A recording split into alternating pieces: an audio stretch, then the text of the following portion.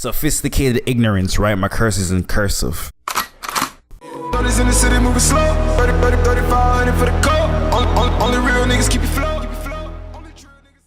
Right, so on the 7-year anniversary of Watch the Throne, I think it'd be cool to look back what made this album so great, you know? Like, this album has stood the test of time. A lot of doubters when this album dropped, man. A lot of people. Yeah, a lot of people doubted the throne, but, you know, Jay, Kanye, how could he possibly miss? Looking back 7 years, this is easily a classic, and you would wonder why would someone even fix their face and say this is not a classic. All right, yeah, I don't want to highlight. Okay, I don't want to go in too in depth like why this Watch the Throne wouldn't be a classic, because I consider this a classic myself. The only argument I can see is because Kanye West has like My Beautiful Dark Twisted Fantasy, and Hove has The Blueprint, an album like Reasonable Doubt, which those albums are like superior, by the way. But those albums like are two different. Like, yeah, they're not. This is basically the pinnacle of luxury rap. This is black excellence. Like Blueprint wasn't black. Blueprint was black excellence, but this is rich, nigga. This is if you are a rich black man. This is what life could be. And that's not what Blueprint was. That's not what Reasonable Doubt was, and that wasn't what My Beautiful Dark Twisted Fantasy was. This is a totally different concept. Right. This wasn't the first of its kind, I wouldn't say. It was just like niggas fucking bragging and shit. But this is the best I've ever seen it done.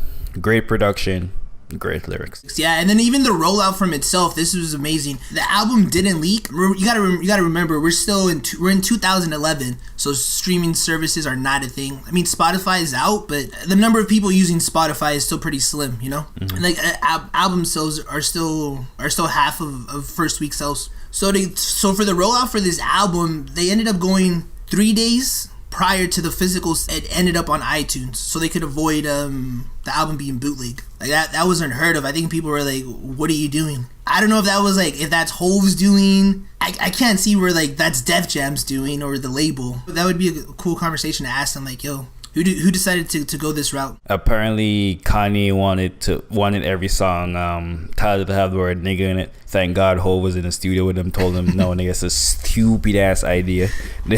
So they only went with niggas in Paris. Thank God Hov was in the fucking Mercer with him. Frank Ocean was fucking phenomenal on the album. Made in America. Great song. Mr. Houston was great. Kanye was chopping up the samples as per usual. Beyonce killed it. The Dream killed it.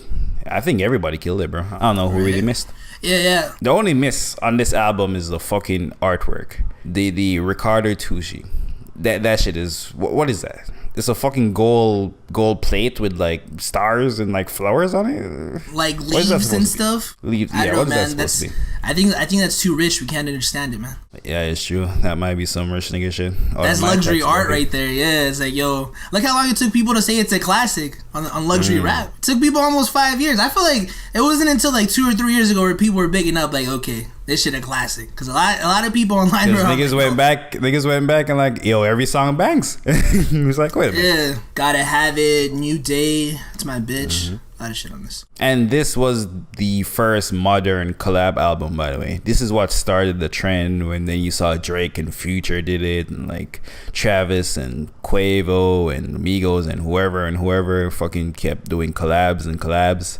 This was the first one to start the modern age of it. Like back in the day you had the Purple Tapes, but this was the first modern one, and it is the only one in the modern hip hop that I would say is a classic. It can be considered a classic, yeah, for sure, you know? Yeah, for sure. Because the other shits was alright at best. Yeah, I'm just looking at it now. Like again, back to the rollout. The original release of this is only 12 tracks, and that's Why I Love You is the original one. But there's like three different deluxe versions on this. There's the Best Buy version, and then there's a Target version. So shout out to Tidal. If you have Tidal, I think you have the complete full album. You get the Joy, Primetime, Ham, Illest Motherfucker Alive. Yo, do you remember Illest Motherfucker Alive? The 5-minute gap, man. Yeah, that's just garbage. Nah. I mean, it's garbage when you gotta play the 5-minute gap is horrible. You try to listen to it, but for the first time, I was like, whoa, like, yo, fuck, bro, I need new Apple earbuds, bro. That's what I fucking get. It's like, nah, bro, you gotta. And then you click on the next song, and it's like, wait, they're back working. I'm like, wait, what? No, like, oh shit, no, there's just no music coming out. Yeah, there's no music. And I think Tidal still has like the original version of it, just like 5-minute build up. Yeah, which is which is cool.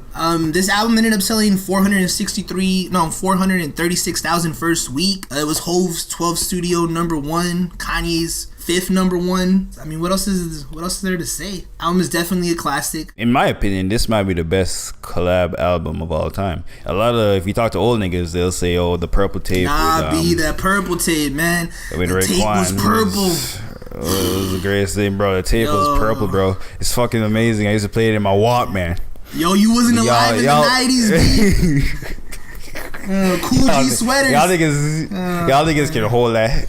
Y'all niggas can hold that shit tight to your fucking heart. In my opinion, this is the best collab ever.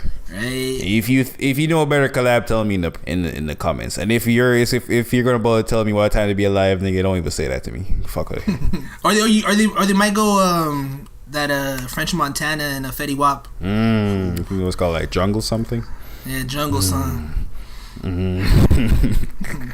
Yeah, man. Shout out to Hov, man. I'm in the hood with niggas don't bother me. 3500 my cardigan. Shot it gon' fuck.